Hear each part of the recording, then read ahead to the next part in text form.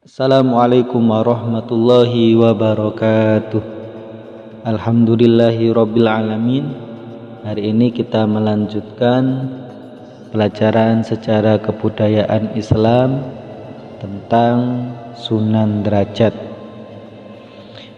Hal yang pertama yang kita pelajari adalah biografi Sunan Derajat.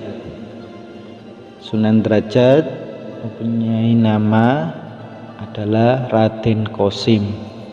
Sunan Derajat itu adalah nama julukan, sedangkan nama aslinya adalah Raden Qasim.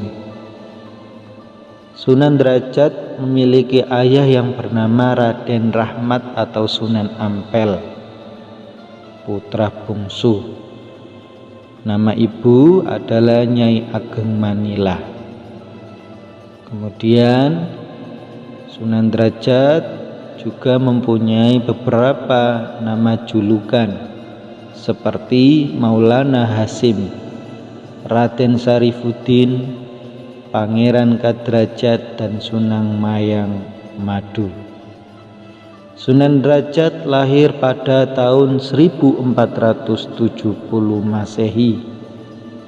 Beliau mempunyai guru yang bernama Raden Rahmat dan Sunan Gunung Jati. Sunan Derajat meninggal pada tahun 1522 Masehi. Tempat makamnya berada di Desa Derajat, Kecamatan Paciran, Kabupaten Lamongan.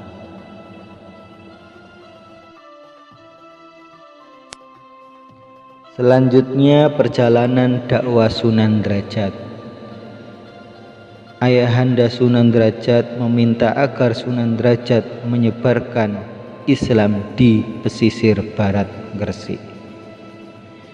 Kemudian dikisahkan dalam perjalanan laut menuju Gresik, karena pada zaman dahulu alat transportasi menggunakan perahu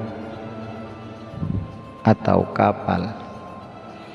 Perahu yang ditumpangi Sunan Derajat dihantam gelombang besar dan pecah di tengah laut, yang mana di daerah pesisir Banjarwati atau Lamongan.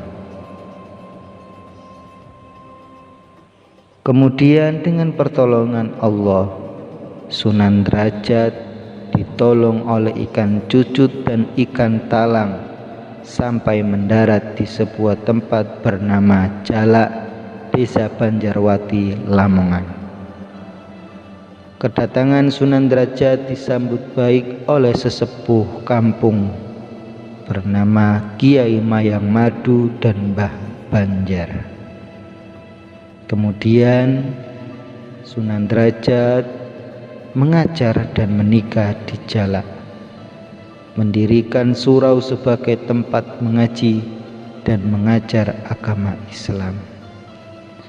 Jadi pada awalnya Sunan Derajat disuruh oleh ayahandanya untuk mendakwahkan Islam di pesisir Gresik. Namun saat perjalanan Sunan Derajat mengalami rintangan, mengalami cobaan berupa hantaman dari gelombang laut, sehingga Sunan Derajat atau Raden Qasim berdakwah di Banjarwati atau di Desa Sunan Derajat, Lamongan.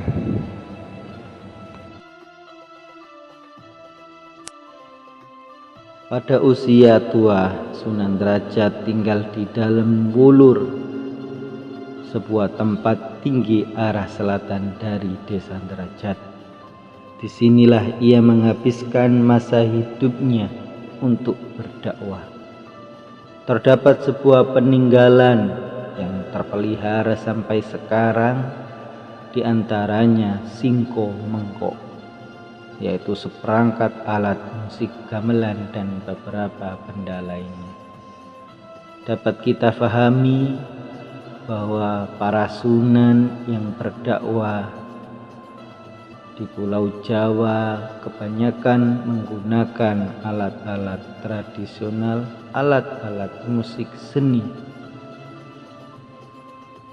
Sunan Derajat meninggal pada tahun 1522 Masehi, dimakamkan di Desa Derajat, Kecamatan Paciran, Kabupaten Lamongan.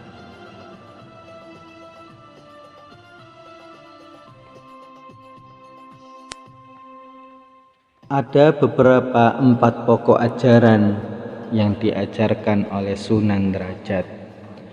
Yang pertama adalah paring teken marang kang kalu nyon lan wuto, mempunyai arti berikan tongkat kepada orang buta. Yang kedua, paring pangan marang kang kaliren, yang mempunyai arti berikan makan kepada yang kelaparan. Yang ketiga, paring sandang marang kang kawudan, yang mempunyai arti berikan pakaian kepada yang telanjang. Dan yang keempat, paring payung marang kang kodanan, yakni berikan payung kepada yang kehujanan.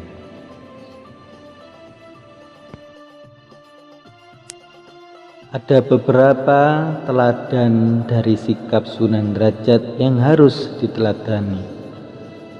Di antaranya, 1. Merakyat dan peduli fakir miskin. Beliau sangat memperhatikan sekelilingnya, orang-orang yang membutuhkan pertolongannya. Dan yang kedua adalah beliau seniman mendidik yang menjadikan seni untuk dakwah. Kita ketahui bahwasanya Sunan Derajat ketika berdakwah tidak menggunakan kekerasan, namun menggunakan beberapa seni. Dan yang ketiga adalah menyebarkan Islam dengan arif dan bijaksana. Beliau memperhatikan bagaimana kondisi sekelilingnya, sehingga beliau ketika berdakwah dengan bertutur lembut dan sopan. Dengan mempelajari materi tentang Sunan Derajat, semoga kita bisa meniru, semoga kita bisa meneladani sikap beliau. Sekian dari Ustadz. Assalamualaikum warahmatullahi wabarakatuh.